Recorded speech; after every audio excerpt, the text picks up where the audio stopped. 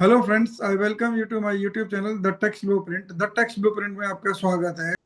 Today we are going to discuss a interesting section, that is section 10 of Income Tax Act 2025, which talks about the apportionment of income between spouses, which those who are governed by Portuguese Civil Code 1860। ऐसे spouse जो Portuguese civil code 1860 से govern होते हैं, वो उनकी income का बंटवारा किया जाता है between husband and wife equally, other than the income from salary. Income from salary को छोड़ के बाकी अगर कोई भी हेड में इनकम आई है तो दोनों स्पाउस में इक्वली बांट दी जाएगी। फिर वो इनकम उनके टोटल इनकम का पार्ट बनेगी और अपनी अपनी इंडिविजुअल आईटीआर बनेंगे। What is the civil Portuguese code? Civil Portuguese code जो है, जिसमें माना जाता है कि the property of community, same rule follow होता है ब्राजील में।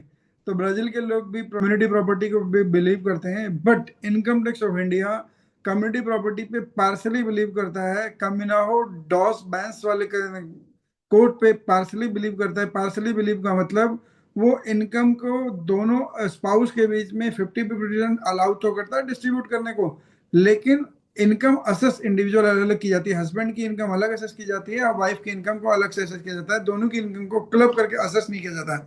Meaning by thereby, if any one of the spouse is earning income, whether he is earning income from house property or from business or from capital gain or IOS or all of the heads except salary, तो उस income को दोनों में 50-50 बांट दिया जाएगा। दोनों के जीटीआई में वो इनकम ऐड हो जाएगी।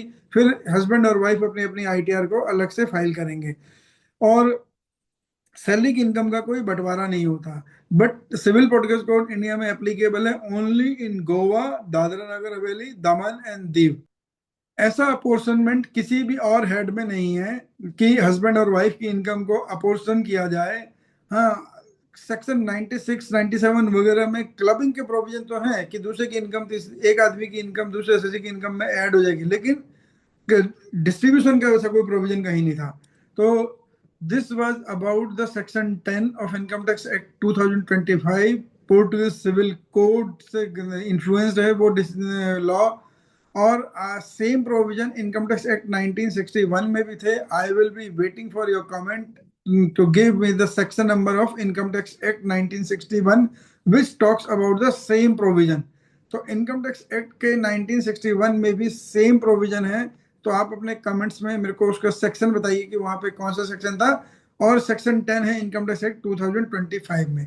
देखिए, अब सिविल पोर्टुगीज कोड का जो अभी हमने डिस्कस करा, उसका इम्पेक्ट हम आईटीआर में कैसे दिखाते हैं, आईटीआर में कहाँ दिखता है। जब हम आईटीआर 2 या 3 फाइल करने जाते हैं तो सबसे पहले इंफॉर्मेशन ये आती है होम पेज पे ही, शेड्यूल 5A में, information regarding apportionment of income between spouses governed by civil Portuguese code, yes या नो। ये तो ऑप्शन आती है होम पेज पे। दूसरी ऑप्शन आती है जब आप आईटीआर भरना शुरू करते हो, जनरल इंस्ट्रक्शन है जहाँ पे फाइल करते हैं, फिल करते हैं। तो जनरल इंस्ट्रक्शन में ये रेजिडेंशियल स्टेटस के बाद सामने ये आता है। फिर ये ऑप्शन आती है, are you governed by Portuguese civil code as per section 5A, यानी कि जो इसका शेड्यूल 5A है उसके हिसाब से आप क्या सिविल पोर्टुगीज कोड पे अप्लाई होता है। By default this is no. अगर आप इसे यस करोगे तो इसका इम्पैक्ट एक जगह और देखने को मिलेगा आपको। वो कहाँ देखने को मिलेगा? ये शेड्यूल 5A है आपका। शेड्यूल 5A में जाके आपको ये इससे रेलेवेंट इंफॉर्मेशन फिल करनी पड़ेगी, जैसे कि name of the spouse, pan of the spouse, Aadhaar number of the spouse, source of income, house property, capital gain, other sources. आपके पास किस सोर्स ऑफ इनकम आई है, क्योंकि ये आईटीआर 2 का पेज है और आईटीआर 2 में बिजनेस इनकम नहीं आती है, तो इसलिए आपको यहाँ पे बिजनेस इनकम नहीं दिख रहा है। तो उसका apportionment among the spouses, TDS कितना कितना कटा, उस टीडीएस का अपोर्शनमेंट यहाँ पर कि किस हेड में कितना टीडीएस कटा। तो ये शेड्यूल 5 सब फिल करना होगा, 5A, जब आप इस जनरल इंस्ट्रक्शन में जाके यस करके आओगे। जैसे यस करोगे ये ऑन हो जाएगा। अभी क्योंकि नो है तो ये ग्रे हो रखे हैं, नॉन एडिटेबल फील्ड हो रखी है आईटीआर का। This was the screenshot from the ITR. Thanks for watching the text blueprint.